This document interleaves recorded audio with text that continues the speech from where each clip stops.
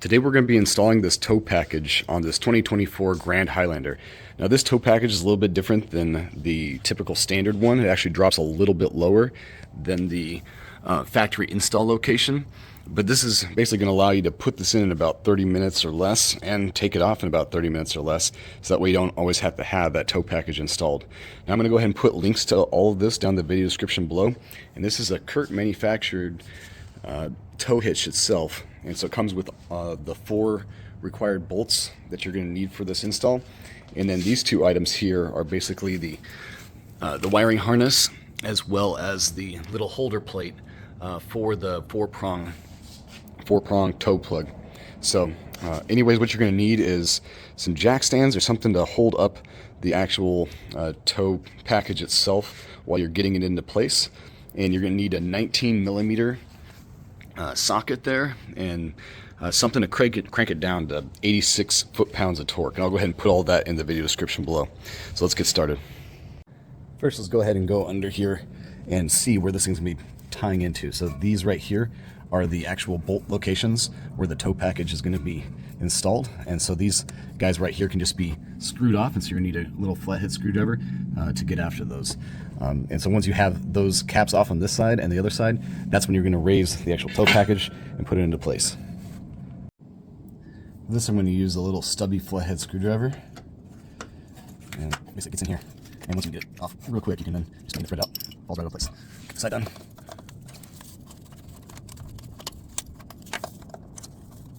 Pry it out. There you go. Now we're going to do that on the other side. I can go ahead and put in the 19 millimeter bolts here, and I got this up on jack stands to have it most of the way into place, and now I just got to kind of muscle it in. And so it's by no means as easy by yourself, but if you have someone else, it can definitely make the job a little bit simpler. But what I found is I can use the exhaust and kind of use my arm to pry it into place here, and that way I can have a good fix on where these bolts are. So you just want to loosely thread them into place. Just use your fingers. Sorry for the donkey camera there. Okay, I got them threaded a little bit.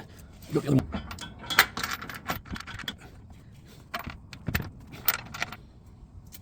Okay, now I'm going to go ahead and do the other side, and then I'm going to come back here and crank these down.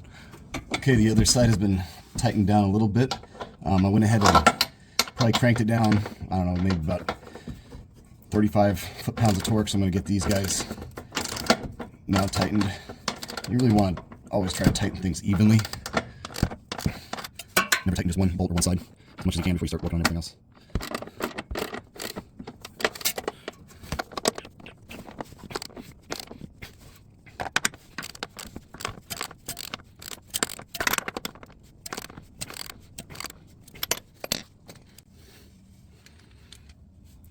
Okay, I went ahead and tightened that up pretty good.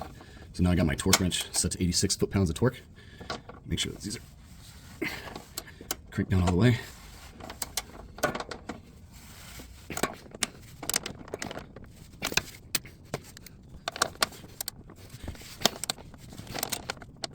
All right, let's go.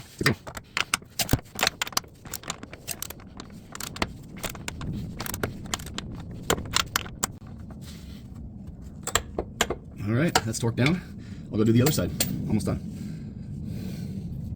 Next, we're going to install this wiring harness, and to do that, we're going to have to get in here, and this is under the driver's side area. Here's the exhaust pipe, and here is a sensor that you're going to have to remove. It's like the little radar sensor. You're going to remove that, and then there's a plug that's behind it, and that plug is where you're going to connect into, and so it's got 4 wires that lead into that. And so that is what you need to get to. But first we're going to go ahead and remove this sensor, and then we're going to take that, remove the cap that's on the end of it, and plug in the wiring harness. Sensor, you can just pinch kind of on the plastic ends here, push in, and that holds this down and out of the way. And then next you can get in there and remove the wire, or get to the wiring harness itself. Okay, so this plug that's right here, this is the cap that you're going to have to remove first. And so it's got on the back side, it's hard to see, but you're basically going to have to depress it and pull it off. It's a little difficult to do this with the camera in the way, but of course here my lighting's in the way too. But yeah, this cap, there's a little, there we go. And basically you're going to depress on it back there and it just slides right off. And so now we have the exposed plug and we're going to plug in the wiring harness. Right there. Now I'm going to feed this back there. Slip it on. And there you go. You can hear the click. So now the wiring harness is all connected. Now with everything installed, I'm going to go ahead and mount this wiring harness bracket plate. Now the kit comes with one of these metal tapping screws and some zip ties here. This is the last part you're going to need, and none of the trailer lights will work without this. And this is the relay assembly lamp controller, and there's the part number. You can go and pause it if you want. But this costs around $100, and what that does is links the lamps up to the fuse box up front. So what you're going to do is remove that cup holder, and then once you pop that off, then you can install this. All right, for the last part, you're going to pull up, kind of pinch on the edge here. You pull up while you kind of hit it on the side here. It's hard to film this, we'll do. There we go. And then it kind of busts it free. You can just kind of wiggle it up and out. There you go. I've been having issues with the trailer lighting system, and the left and right blinker wasn't working right, the running lights weren't working, so I think it might be the control unit in there. And recently I did some voltage readings and things weren't right, and then all of a sudden it stopped working. So I went ahead and got this Curt this controller, wiring harness control unit, and this has a grounding cable, and then it has the control unit, has a fuse on it, and then it has the same wiring connector piece. And it also comes with this, and so I already have this installed, and it attaches, in that 4-prong location underneath the bumper there.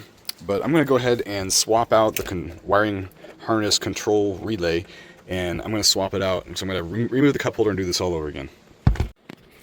Okay, so I went ahead and removed that 10mm bolt right there, removed this cup holder, and then now I'm going to peel back this a little bit and get in there with this trim removal tool and pull outwards, and that's going to pop this open a little bit. What that's going to do is allow me to put that 10mm bolt back in, but I'm going to use put it into this wiring harness grounding bolt piece, like right here. So that's what I'm going to be putting. That's what I'm going to be putting in right there. Okay, but it's going to be behind all the trim. Okay, to get this grounding wire up in here, yeah, you need to have that 10mm bolt off. I went ahead and pried this off of there, and I had to feed this wire up through here with one hand and hold it in the back of there against the plastic with the other hand.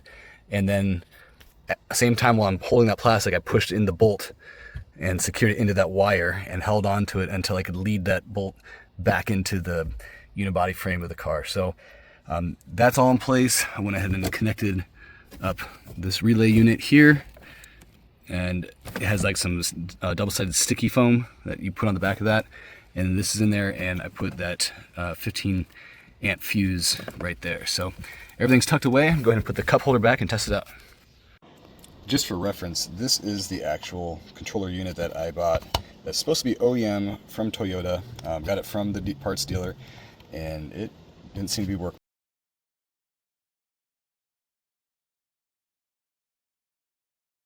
Okay, got everything working now, and I hope you guys can learn a lesson at my expense. So this is the actual part that works, and I'm going to make sure the link to this is in the video description below and in the comments section. And the original part that came with the hitch itself, the wires were crossed here, the yellow and the green, so the left and right blinker was messed up, and then also this power cable it's jacked up in its connection there, so I'd lose power intermittently. And I don't think it was any fault of my own manhandling this. I just think it sucked. So anyways, I replaced this and it fixed. I also replaced that relay controller. I'm using the Curt aftermarket one that came inside this package and not the Toyota one. And that actually seemed a lot better because it has a grounding cable on it. So it probably have better continuity throughout everything. And as you can see here, my lights are on. So the light's on here, and I already tested the left and right blinker. So everything's working. Now I just got to put this up in there, and it should be good to go. So anyways, if you guys have questions, go ahead and put it down in the comment section below. And I appreciate you guys watching. Hit like, subscribe. Here we are with the final tow package installed. And you can see it from the back of the vehicle. It's kind of what it looks like. They did a good job there making that thing basically just have about, I'd say about 1/3 of an inch of clearance there from the plastic bumper. And here's, the trailer ball hitch mechanism I used. They did a good job, but there you can see that mounted in there. Went ahead and drilled and tapped that, or actually just used some self-tapping screws. I used some zip ties to make sure everything's zipped in there. And you can see this guy right here, rated for 5,000 pounds. And that's what the towing capacity is of this vehicle anyways. And with this ball in here, I just basically reversed a 2-inch drop. So it's basically a standard rise. And we're looking at just about 18 inches. Now they recommend you have anywhere from 18 to 20 inches, but really your final ride height should be at 18 inches when the tongue weight is pressing down on top of the ball. But I'm not gonna be towing anything heavy, and this will do. Now, anytime I need to take this thing off, it's gonna take about 30 minutes. That's it. Just drop the trailer hitch, and I'm good to go. Makes the vehicle a little more lighter, a little more fuel efficient without that thing on there. Yeah, that's perfect. Exactly what I wanted. So if you guys have any questions, go ahead and drop them down below in the comments section. I'll get back with you guys on those. Hit like and subscribe. And as always, I'll put the links to everything I used down in the video description.